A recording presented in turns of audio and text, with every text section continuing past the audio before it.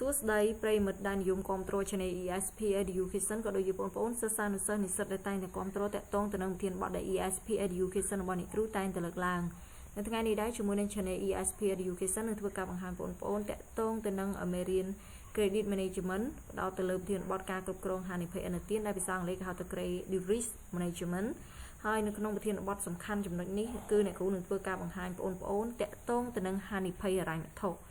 ណាជាជាដំបូងសំណូមពរសូមបងប្អូនជួយចុច Subscribe ឬជាកណ្ដឹង Channel ESP Education ដើម្បីទទួលបាននូវវីដេអូល្អៗតាក់ទងទៅនឹងចំណេះដឹងគណនេយ្យ Computer ភាសាអង់គ្លេសនិងគណិតវិទ្យាហើយកុំភ្លេចជួយ Like វីដេអូនេះផងដែរអញ្ចឹងការពីវីដេអូមុនអ្នកគ្រូបានបង្ហាញយើងរួចមកហើយតាក់ទងទៅនឹងប្រភេទហានិភ័យគឺមាន4ធំដែលស្ថាគ្រឹះគេហៅថាគ្រឹះស្ថានហិរញ្ញវត្ថុក៏ដូចជាធនាគារតែងតែជួបប្រទះគឺ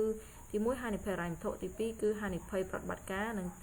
ទី3គឺហានិភ័យធុរកិច្ចនិងទី4គឺហានិភ័យព្រឹត្តិការណ៍ event risk អញ្ចឹងនៅក្នុងចំណុចទី1នេះអ្នកគ្រូនឹងធ្វើការបង្ហាញបងប្អូនតើអ្វីទៅជាហានិភ័យហិរញ្ញវត្ថុ risk financial risk ណាអញ្ចឹងហានិភ័យហិរញ្ញវត្ថុ financial risk គឺជាប្រភេទហានិភ័យដែលកើតឡើងតាក់ទងទៅនឹងវិស័យហិរញ្ញវត្ថុអញ្ចឹងនៅក្នុងនោះមានហានិភ័យឥណទាន credit risk ទី2គឺហានិភ័យទីផ្សារ marketing risk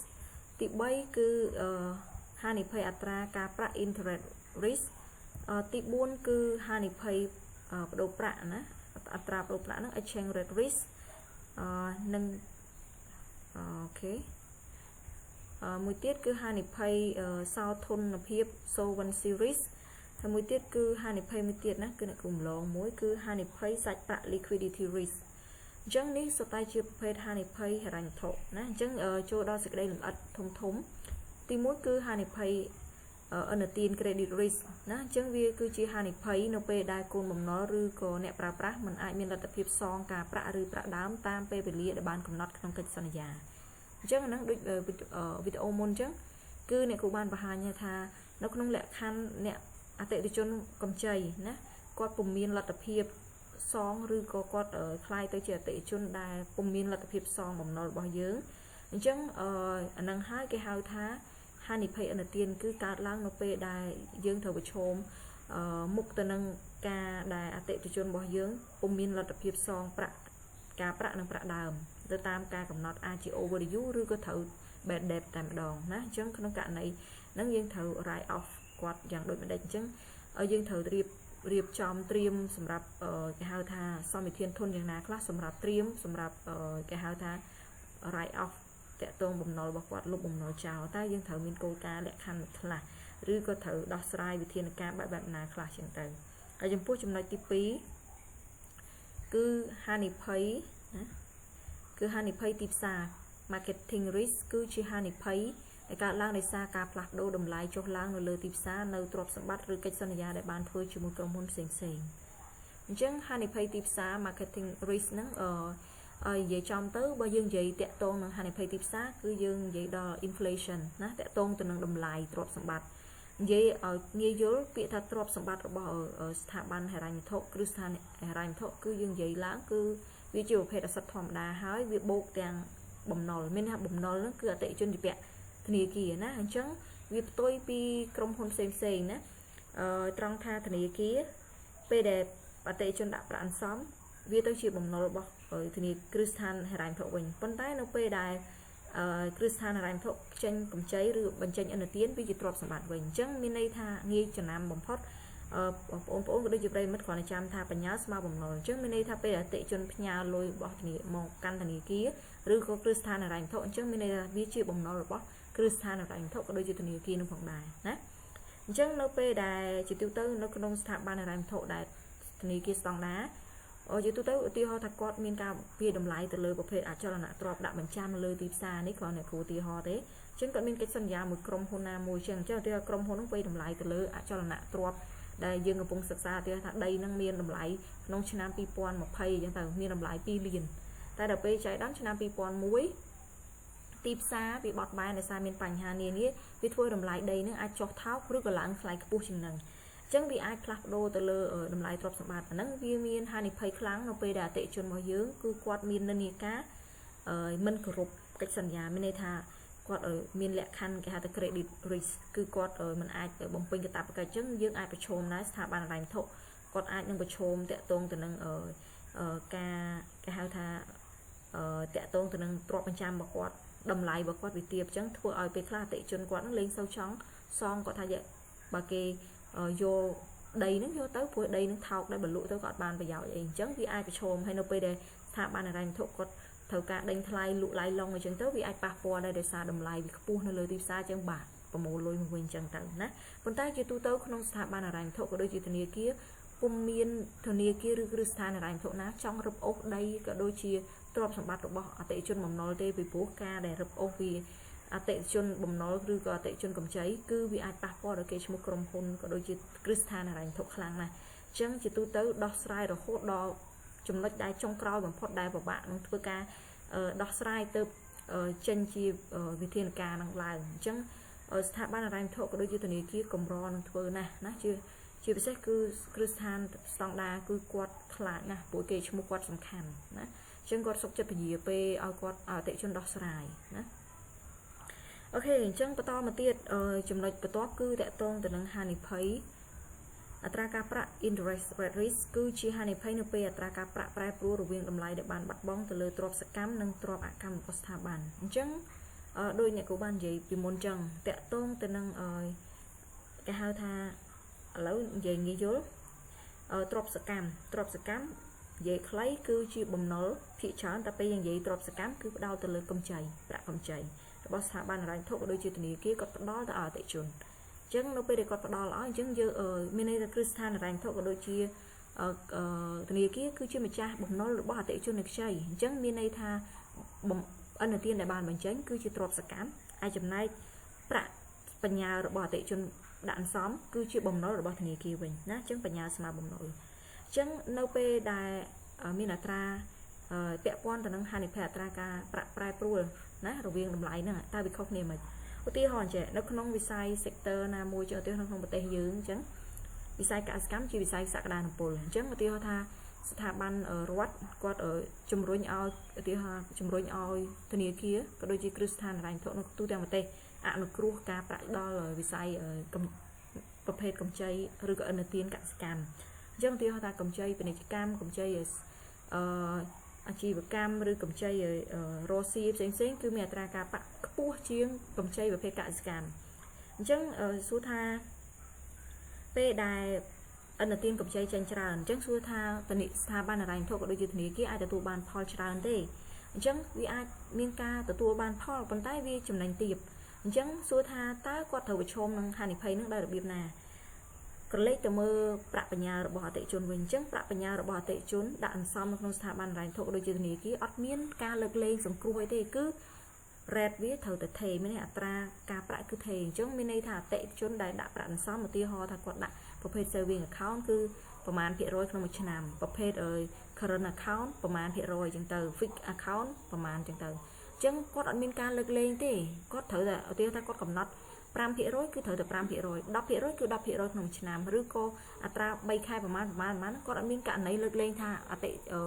អ្នកមានអ្នកក្រគឺអត្រាការប្រាក់សន្សំគឺត្រូវតែថេរប៉ុន្តែចំពោះប្រភេទឥណទានគឺមានការលើកលែងប្រភេទកម្ចីកសិកម្មលើកលែងកម្ចីផ្ទះលើកលែងប៉ុន្តែកម្ចីពាណិជ្ជកម្មកម្ចីបន្ថែមទុនអីផ្សេងអត់មានការលើកលែងអញ្ចឹងសួរថាតើបញ្ហាទៅដោះស្រាយគឺស្ថាប័នហិរញ្ញវត្ថុក៏ដូចជាធនាគារថ្នាក់គ្រប់គ្រងត្រូវតែមានគេហៅថាចក្ខុវិស័យត្រូវស្វែងយល់ឲ្យបានច្បាស់តើកំណត់ការប្រាក់យ៉ាងដូចម្តេចដើម្បីឲ្យភាគីពាក់ព័ន្ធនៅក្នុងស្ថាប័នហិរញ្ញវត្ថុហ្នឹងក៏ដូចជាធនាគារគឺទទួលបានផលដូចគ្នាបន្តមកចំណុចមួយទៀតអញ្ចឹងហានិភ័យសាច់ប្រាក់ liquidity risk គឺជាហានិភ័យបណ្ដាលមកពីការខ្វះខាតសាច់ប្រាក់ក្នុងការបង្វែរឲ្យអតិថិជនដែលមកដាក់ប្រាក់បញ្ញើនិងប្រាក់ស្នើសុំឥណទានពីអតិថិជនល្អទាន់ពេលវេលាណាអញ្ចឹងហានិភ័យសាច់ប្រាក់ liquidity risk ហ្នឹងគឺជាប្រភេទហានិភ័យដែលកើតឡើងនៅពេលដែលស្ថាប័នធនាគារឬក៏ស្ថាប័នហិរញ្ញវត្ថុគាត់ប្រឈមនឹងគេហៅថាអត្រាមួយមានន័យថាកម្រិតមួយដែលប្រាក់បញ្ញើរបស់គាត់គឺត្រូវដល់លក្ខខណ្ឌដែលมันអាចផ្ដល់កម្ចីបានហើយគណៈពេលហ្នឹងគឺមានអតិថិជនល្អរបស់គាត់បានមកស្នើសុំឥណទានអញ្ចឹងជាទូទៅនៅក្នុងការគ្រប់គ្រងថ្នាក់គ្រប់គ្រងក៏ត្រូវមានការ រៀបចំថាតើសាច់ប្រាក់ដែលគាត់ត្រូវរក្សាសម្រាប់ត្រៀមសម្រាប់អតិថិជនដកប្រាក់បញ្ញើប្រមាណហើយសម្រាប់បញ្ចេញជាឥណទានប្រមាណអញ្ចឹងដើម្បីធានាឲ្យបានគេឈ្មោះរបស់ស្ថាប័នហិរញ្ញវត្ថុរបស់គាត់ក៏ដូចជាធនាគាររបស់គាត់ថាជាធនាគារដែលដកលុយបានភ្លាមគណៈពេលនោះអតិថិជនដែលគាត់ជាអតិថិជនល្អមានន័យគាត់បង់ទាន់ពេលវេលាគាត់មានប្រវត្តិនៃការខ្ចីឥណទានរបស់យើងនឹងគឺល្អគាត់បានដាក់ស្នើសុំឥណទានពីយើងស្រាប់តែយើងអត់មានឲ្យគាត់អញ្ចឹងគាត់អាចនឹងហានិភ័យនោះគឺមិនមែនហានិភ័យបាត់បង់ទេគឺយើងមានហានិភ័យថានឹងបាត់បង់អតិថិជនដែលជាអតិថិជនឥណទានឬអតិថិជនកម្ចីដែលល្អណាដែលមានអត្តចរិតល្អមានប្រវត្តិបង់ល្អនិយាយចំមានសមត្ថភាពសងល្អទាំងអស់ណាអញ្ចឹងយើងអាចនឹងប្រឈមនឹងការបាត់បង់អតិថិជនហើយគណៈពេលមួយទៀតប្រសិនបើគណៈពេលនោះស្រាប់តែលក្ខខណ្ឌមួយទៀតនៅពេលដែលអតិថិជនអ្នកផ្ញើប្រាក់ណាអ្នកដាក់អន្សំហ្នឹងគាត់មកដកប្រាក់ដល់ចំណុចហ្នឹងគឺស្ថាប័នហិរញ្ញវត្ថុគាត់អត់មានលទ្ធភាពប្រទះថាជាអតិថិជនខ្លះណានៅក្នុងការនៅពេលដែលខ្ញុំធ្វើការនៅគ្រឹះស្ថានធនាគារហិរញ្ញវត្ថុស្តង់ដារធំគាត់ប្រាប់ថាពេលខ្លះគាត់ខ្លាចជាងគេគឺខ្លាចនៅពេលអតិថិជនដែលយូរដកម្ដងហើយដកច្រើនអញ្ចឹងទៅពេលខ្លះថ្នាក់គ្រប់គ្រងគាត់ពិបាកក្នុងការគ្រប់គ្រងសាច់ប្រាក់ត្រៀមសម្រាប់គាត់ព្រោះយើងអត់ដឹងថាពេលណាគាត់ដកប្រាក់ឯងអញ្ចឹងយើងត្រូវថ្នាក់គ្រប់គ្រងត្រូវរៀបចំជាគោលនីតិវិធីច្បាស់លាស់ដើម្បីឲ្យអ្នកដាក់ប្រាក់បញ្ញើគាត់ហ្នឹងប្រាក់បញ្ញើហ្នឹងគាត់មានទម្លាប់ប្រាប់យើងជាមុនដើម្បីឲ្យយើងត្រៀមសាច់ប្រាក់សម្រាប់គាត់ហើយនឹងត្រៀមសម្រាប់បញ្ចេញឥណទានណា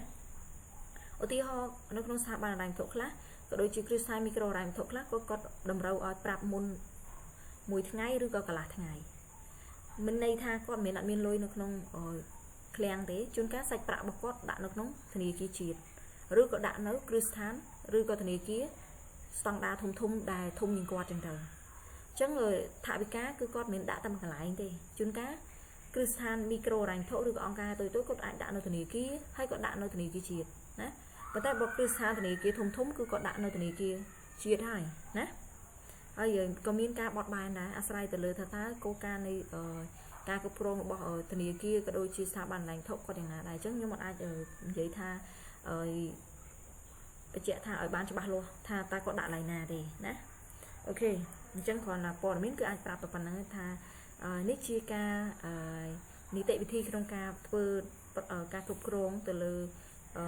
បញ្ហាហានិភ័យសាច់ប្រាក់ណាអូខេបន្តមកទៀតគឺផ្ដោតទៅលើហានិភ័យប្តូរប្រាក់ exchange rate risk ណាវាជាហានិភ័យដែលបង្កឡើងដោយស្ថាប័នហិរញ្ញវត្ថុដែលបានធ្វើប្រតិបត្តិការដោះដូរទិញលក់រូបិយបានបរទេសអញ្ចឹងយើងដឹងហើយប្តូរប្រាក់មានន័យថាយើងដូរពីខ្មែរទៅដុល្លារពីខ្មែរទៅយេនពីខ្មែរទៅវ៉ុនពីខ្មែរទៅយូរ៉ូពីខ្មែរទៅដុងឬក៏ពីខ្មែរទៅបាតអញ្ចឹងរូបិយប័ណ្ណគឺជាប្រភេទលុយរូបិយវត្ថុបរទេសប៉ុន្តែរូបិយវត្ថុជាតិយើងសម្រាប់ប្រទេសកម្ពុជាគឺលុយរៀលប្រាក់រៀលខ្មែរយើងណាអញ្ចឹងពេលដែលយើងដូរពេលខ្លះបើ rate របស់យើងជាទូទៅយើងមាន40ណាចន្លោះពី40ពីអាច41ឬក៏39ក្បែរ40ចន្លោះជុំវិញ40ហ្នឹងណាវាសំទោស 4000 រៀលណាអាច 4100 ឬក៏ចន្លោះមក 3900អញ្ចឹងมันអាចមានការប្រែប្រួលលើសចន្លោះហ្នឹងទេប៉ុន្តែវាអាចនឹងប្រឈមនៅពេលដែលអត្រាយើងមើលទៅតិចទេ 4000 ទៅ 4050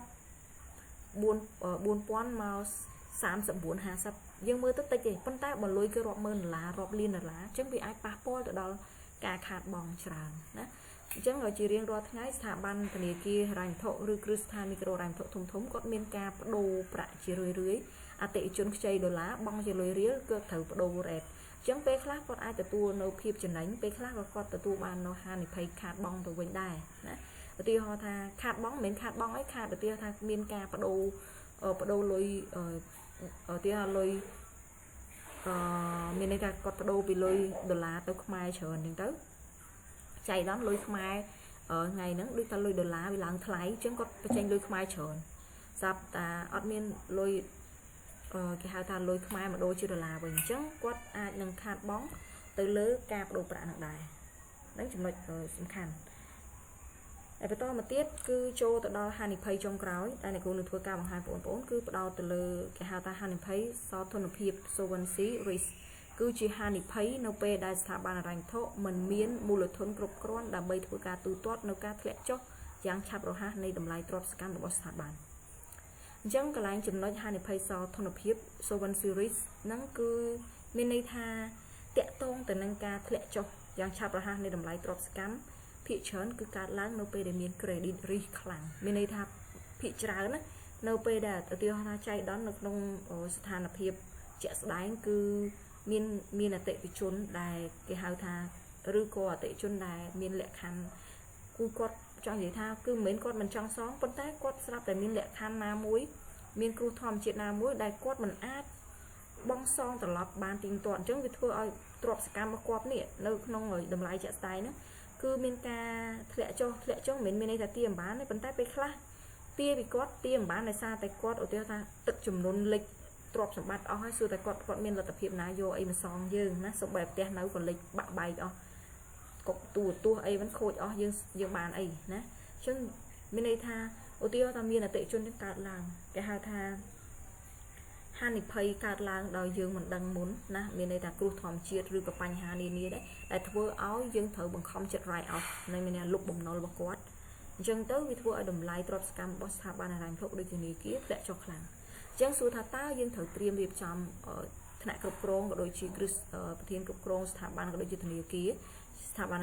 ហិរញ្ញវត្ថុនិងធនាគារហ្នឹងគាត់ត្រូវមានផែនការគាត់ត្រូវអញ្ចឹងជាទូទៅគាត់ត្រូវមានការរៀបចំតាក់ទងទៅនឹង provision គេហៅថាសំធានធនសម្រាប់ត្រៀមនៅពេលដែលមានការធ្លាក់ចុះយ៉ាងឆាប់រហ័សនេះតាក់ទងទៅនឹងតម្លៃទ្រព្យសកម្មឬក៏ប្រាក់កម្ចីរបស់គាត់ដែលបញ្ចេញហ្នឹងណាអញ្ចឹងត្រូវការមានភាពឆ្លាតវៃអញ្ចឹងក្នុងចំណោមហានិភ័យដែលអ្នកគូបានបង្ហាញមាន credit risk ណាមានប្រភេទ marketing risk មានតាក់ទងទៅនឹងគេហៅ interest rate risk ហើយ liquidity rate risk exchange rate risk និង solvency risk ណាអញ្ចឹងប្រភេទទាំងអស់ហ្នឹងសុទ្ធតែជាប្រភេទហានិភ័យហិរញ្ញវត្ថុគេហៅថា financial risk អញ្ចឹងវីដេអូនេះគឺអ្នកគ្រូសូមបញ្ចប់តែត្រឹមហ្នឹងហើយយើងជួបគ្នានៅវីដេអូបន្តហើយកុំភ្លេចជួយចុច subscribe ឬជួយបណ្ដឹង channel ESP Education ដើម្បីទទួលបានវីដេអូល្អៗទាក់ទងទៅនឹងជំនាញអ្នកនៃ computer ភាសាអង់គ្លេសគណិតវិទ្យាហើយនឹងចំណេះដឹងផ្សេងៗផងដែរហើយកុំភ្លេចជួយ like វីដេអូនេះផងដែរអញ្ចឹងសូមអភ័យទោសរាល់កំហុសឆ្គងហើយជួបគ្នានៅប្រធានបទក្រោយទៀតបាយបាយជូនពរសំណាងល្អ